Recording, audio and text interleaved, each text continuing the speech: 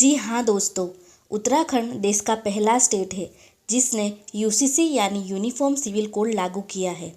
तो क्या है UCC? Hey guys, you are watching Rinkal Gamit. आज के वीडियो में हम 3 टॉपिक कवर करेंगे।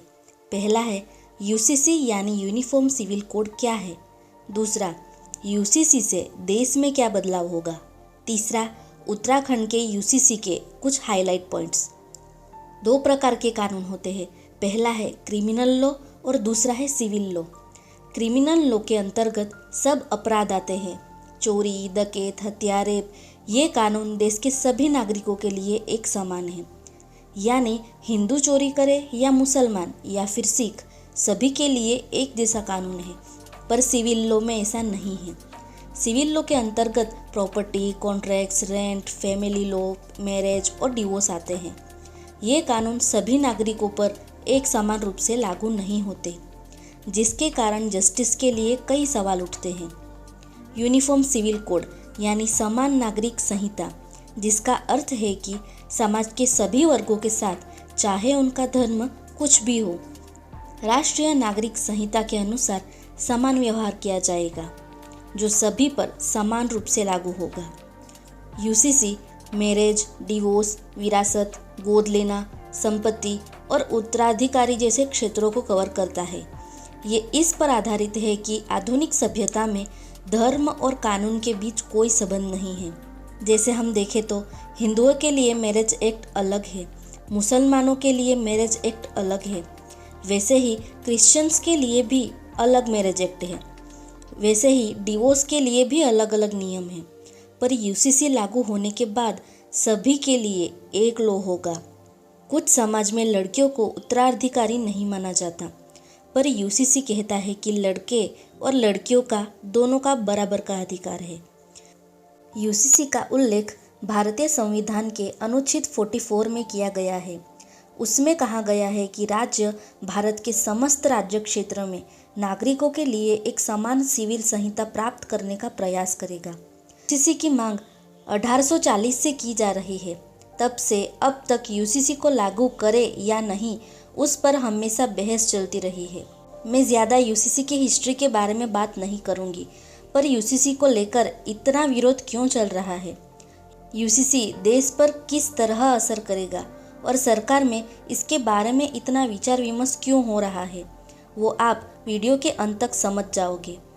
पर यहाँ एक मुद्दा जानना ज़रूरी है। 1985 में सुप्रीम कोर्ट ने पहली बार संसद को यूसीसी बनाने का निर्देश किया था। वो था शाहबानो केस। मोहम्मद अहमद खान बनाम शाहबानो बेगम को शाहबानो केस के नाम से जाना जाता है। 1985 में शाहबानो ने सीआरपीसी की धारा 125 के तहत अपने पति से भरण पोषण यानी मेंटेनेंस के अधिकार के लिए सुप्रीम कोर्ट का दरवाज़ा खटखटाया। उनके पति ने शादी के 40 साल बाद 3 तलाक देकर उन्हें तलाक दिया और मेंटेनेंस देने से मना कर दिया। तब सीआरपीसी की धारा 125 लागू करके शाहबानो के पक्ष में ये फैसला सुनाया गया और तब अदालत ने संसद को यूसीसी तैयार करने का निर्देश दिया। ये फैसले का मुस्लिम समाज के द्वारा बहुत विरोध हुआ। उस समय गर्म माहौल था और इस कारण राजकीय पक्षों में भी विवाद हुआ। राजीव गांधी सरकार बहुत दबाव के कारण इस फैसले से खुश नहीं थी। तब मुस्लिम अधिनियम 1986 बनाया गया, जिसमें कहा गया है कि मुस्लिम महिला को तलाक के बाद केवल 3 महीने तक भरण पोषण का अधिकार है। ऐसे कई किस्से हैं कि जिसमें कहीं ना कहीं स्पष्ट न्याय नहीं नजर आया। अगर यूसीसी लागू हुआ तो क्या बदलाव होंगे? यूनिफॉर्म सिविल कोड लागू होने से सभी समुदाय के लोगों को एक समान अधिकार दिए जाएंगे। लैंगिक समानता को बढ़ावा, यानी कि स्त्री और पुरुष को एक जैसे ट्रीट किया जाएगा। महिलाओं की स्थिति में सुधार होगा। लड़कियों की शादी की उम्र बढ़ाई जाएगी ताकि वो कम से कम ग्रेजुएट हो जाए। पति पत्नी दोनों को तलाक के लिए समान अधिकार मिलेंगे। एक से ज़्यादा शादी पर रोक लगाया जाएगा। उत्तराधिकारी में लड़के और लड़की को बराबर का हिस्सा दिया जाएगा। अगर घर का बेटा नौकरी करता हो और उसकी किसी कारण डेथ हो जाती है, तो जो मुआवजा पत्नी को मिलता है, उस पर माता पिता का भी बराबर का हक होगा। मुस्लिम महिलाओं को गोद लेने का हक मिलेगा। लिव इन रिलेशनशिप का डिक्लेरेशन देना होगा। जमीन और बंटवारे का समान कानून होगा। महिला सशक्तिकरण और समाज सुधार को बढ़ावा मिलेगा। हमारा देश अपनी विविधता के लिए जाना जाता है। बदलते राज्य से लेकर गांव तक धर्म, जाति, रीति रिवाज, समाज सब में बदलाव देखे जाते हैं। उसमें अगर किसी धर्म की बात हो तो लोग उसे लेकर बहुत सेंसिटिव हैं। ऐसे में इंडिया में यूसीसी लागू करने से बहुत बड़ा इम्पैक्ट होगा। यूसीसी का विरोध करने वाले पक्ष इस बात को लेकर नाराज है कि रिलीजियस सेंटीमेंट इसके कारण हर्ट होंगे। अब ऐसे में लोगों का कहना है कि यूसीसी से धार्मिक और सांस्कृतिक सेंटीमेंट को ठेस पहुंचेगी। हमारे देश की पहचान अपनी संस्कृति से है। यूसीसी लागू हुआ तो हमारी संस्कृति खत्म हो जाएगी। अलग अलग संस्कृति में अलग अलग नियम हैं, जैसे कि कुछ जगह पितृसत्ता तो कुछ जगह मातृसत्ता। शादी के नियम भी अलग है। आदिवासी संगठन भी यूसीसी का जम के विरोध कर रहा है। उन्हें लगता है कि यूसीसी से उनकी पहचान मिट सकती है। यूसीसी को सेंट्रल गवर्नमेंट लागू नहीं करेगी, स्टेट गवर्नमेंट करेगी, जैसा कि उत्तराखंड में हुआ।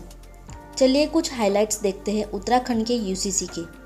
मैरिज के लिए लड़कों की एज 21 साल और लड़कियों की एज 18 साल होनी चाहिए। दूसरा, 2 शादियों पर प्रतिबंध। तीसरा, सपिंड विवाह पर प्रतिबंध। सपिंड विवाह यानी आप अपने रिलेटिव से शादी नहीं कर सकते। लिव इन रिलेशनशिप को अप्रूव किया है, पर कुछ कंडीशंस के साथ। अगर आप लिव इन में रह रहे हैं तो आपको अपने पेरेंट्स को ये बात बतानी होगी और उसका रजिस्ट्रेशन भी करवाना पड़ेगा। किसी कारण आपका रिलेशन टूट जाता है तो उसकी जानकारी भी देनी पड़ेगी। अगर आप बिना रजिस्ट्रेशन किए बिना पकड़े गए तो उसकी भी सज़ा मिलेगी। अब डिवोर्स के बारे में यूसीसी कहती है कि अदालत जब तक डिवोर्स नहीं अप्रूव करती तब तक वो मैरिज ख़त्म नहीं होगी। अगर इसका उल्लंघन किया तो 3 साल की सज़ा होगी। और सबसे मेन चीज़, इस विधेयक को आदिवासी समुदाय पर लागू नहीं किया जाएगा। हमारा भारत देश, जहाँ गांव-गांव में संस्कृति, परंपराएं, धर्म, पर्सनल लॉ बदलते हैं, ऐसे में इंडिया में यूसीसी लागू करना सही है? आपका ओपिनियन मुझे कमेंट करके बताइए। अगर वीडियो इंटरेस्टिंग और इन्फॉर्मेटिव लगी हो तो प्लीज़ लाइक करें, शेयर करें और मेन सब्सक्राइब करें। तो मिलते हैं ऐसे ही इंटरेस्टिंग टॉपिक के साथ। Thanks for watching.